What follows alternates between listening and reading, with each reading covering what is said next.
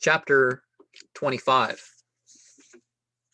The chapter of Al-Quran. No, it's Al-Furqan. Okay, the criterion, containing 70 and 7 verses written at Mecca. In the name of God, most gracious and merciful, praise be he that sent Al-Quran to his servant to instruct the world. Is the word Furqan there? He is the King of heaven and earth. He hath no son, nor companion in his reign. He created and ordained everything the misbelievers worship as if there are gods that can create nothing and are things created. They can neither do them good nor evil. They can neither give life nor death, neither cause them to rise again. They say that Al-Quran is but a fable of thine invention, invented with the assistance of some other person, but they lie and blaspheme, and they say that it is but an old song and a fable of the ancients that thou writest, and that thou studiest morning and evening. Say unto them, it was sent by him that knoweth all things in heaven and earth, altogether gracious and merciful. And they said, who is this prophet? He eateth bread and meat, and walketh through the streets. We will not believe him unless an unfallen angel descend from heaven to preach to us with him. How are they going to see that anyways if they don't have the spiritual gift? Unless that angel enrich him, and that he have a garden full of good and savory fruits. He is but a wizard, or one possessed of the devil. Consider to what they compare thee. Certainly they are nearer, and cannot find the right way. Praise and bless him that is able to bestow on thee a greater good, when it shall seem good to thee, to wit, gardens wherein flow many rivers, and houses of pleasure. They have denied the certainty of universal judgment, and we have prepared the fire of hell to punish them. Wrath shall carry them away with terrible cries, when they shall behold the place of the assembly of judgment. When they shall there appear, they shall be desperate, and shall cry, O misery! Cry not, O misery! Cry, O miseries! Acts of them which is better and more advantageous, that our paradise which is prepared for the recompense of the righteous, where they shall dwell eternally with all manner of felicity. And this is it that God hath promised, and that which was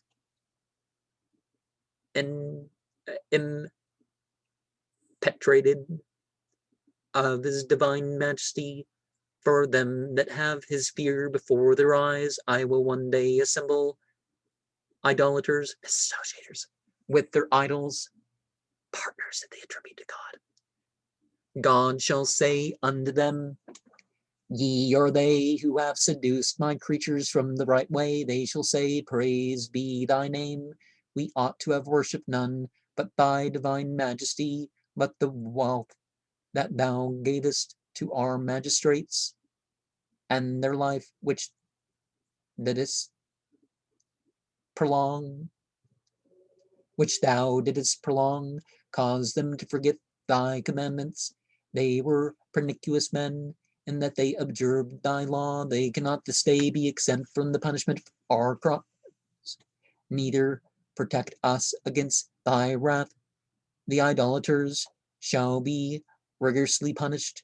The prophets that we sent before thee did eat bread and meat, and walk through the streets. We prove them one after the another. Persevere, God beholdeth them that are patient.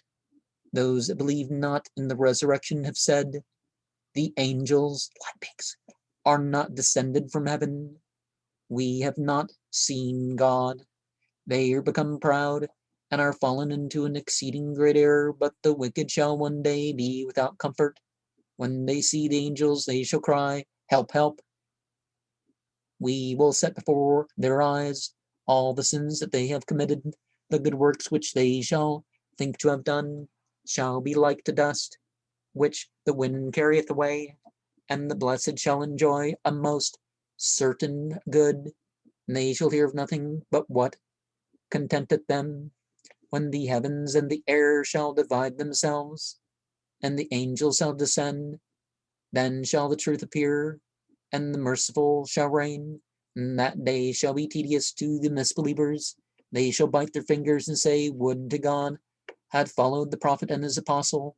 O misery, would to God I had not contracted amity with such a misbeliever. He seduced me from the right way. He hindered me to believe in Al-Quran, which God hath sent.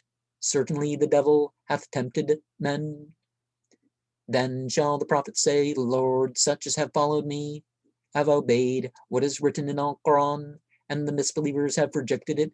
We appointed an enemy among the wicked to every prophet of them that were before thee, but it sufficeth thee that God guideth and protecteth thee.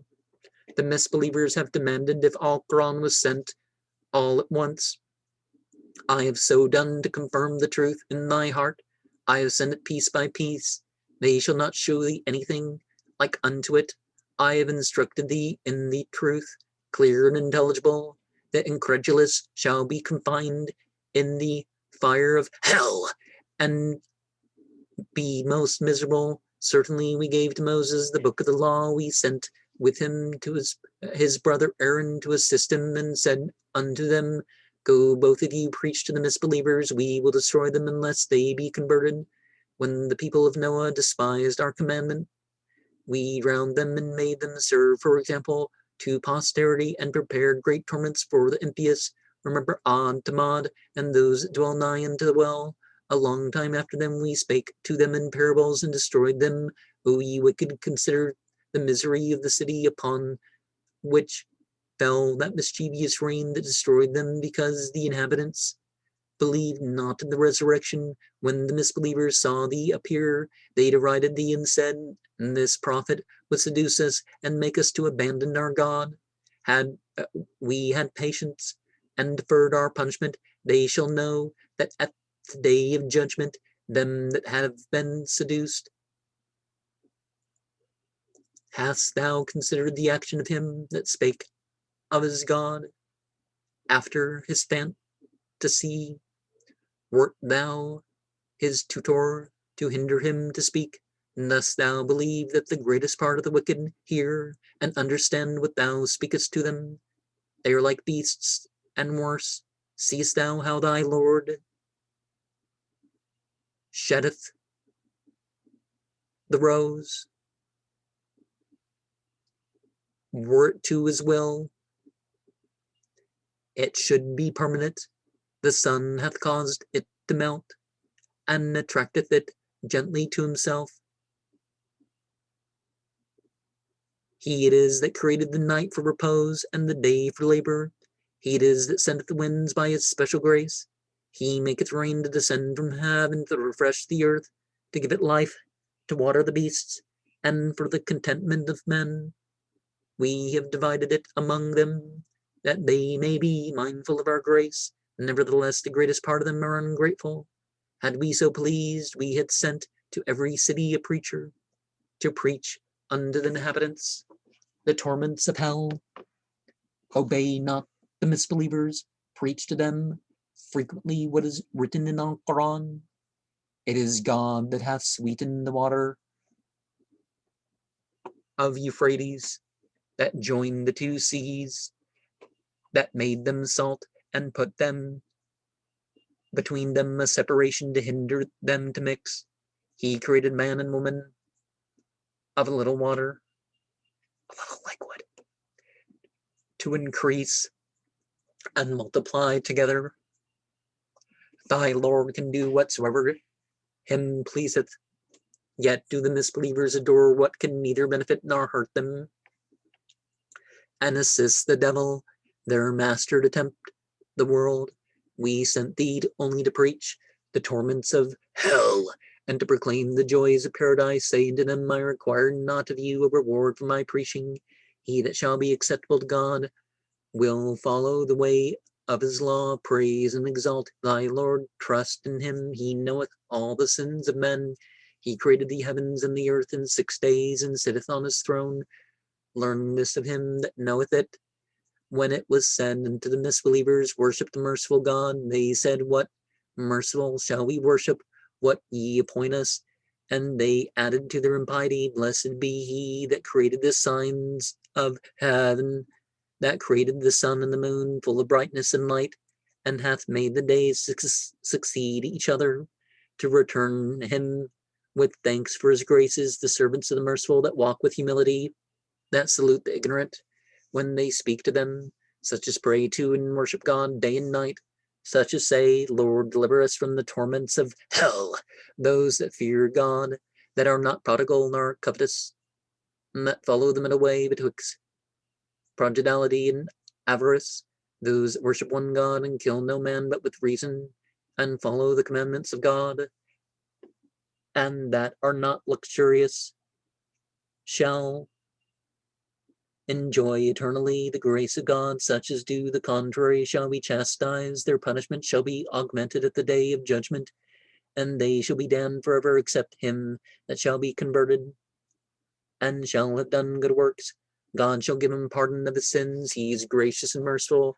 They who do good works and repent, who make no false oath, who were humble and are not willfully deaf and dumb, when they hear Al-Quran read and say, Lord, give us and our posterity children, that may be the light of our eyes, and obedient to thee, work in us a fear to disobey thy commandments.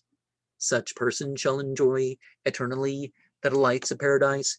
For reward of their perseverance, they shall there find salutations and benedictions with immense graces. Saying to the wicked, God will not enlighten you, neither hearken to your prayers, because ye have traduced his prophet. The time of punishment of your crimes shall suddenly arrive. And that chapter points to us that the examples we are to follow are examples that we can follow. You know, somebody who has human desires, that has human needs and limitations. Now, but these limitations aren't to convey the flaws of something invented by a human, are to not convey enough of the message because they don't remember, or to have it distorted or something. That's not what we're talking about. And we're hinted at the thing of, well, what changes who we really are? Is it religion, or is it the contrary to religion? And if it's, you know, if we're not who we really are and we really should be, then guidance to help us return to our natural state should be what the case is. In the previous chapter, we had the indication of the age of accountability, which again points out is like, if you can't even expect a child to not come in and out of your room at your times of privacy, then, you know, why would you expect a child to be in charge of their property and other things that would be inherent to marriage, right? So there's the age of accountability. When they reach the age of accountability, now some people have certain discernment and you can start bringing certain discernment in, but when it comes to the property and marriage itself, that's a later thing. So let these things kind of refute some of the ideas that people have. And basically the path is made clear rather than everybody wandering in their own philosophy, philosophy isn't just, well, I like to think this or I like to. No, that's not the same thing as philosophy. Philosophy is a method. So don't let people fool you with that one either.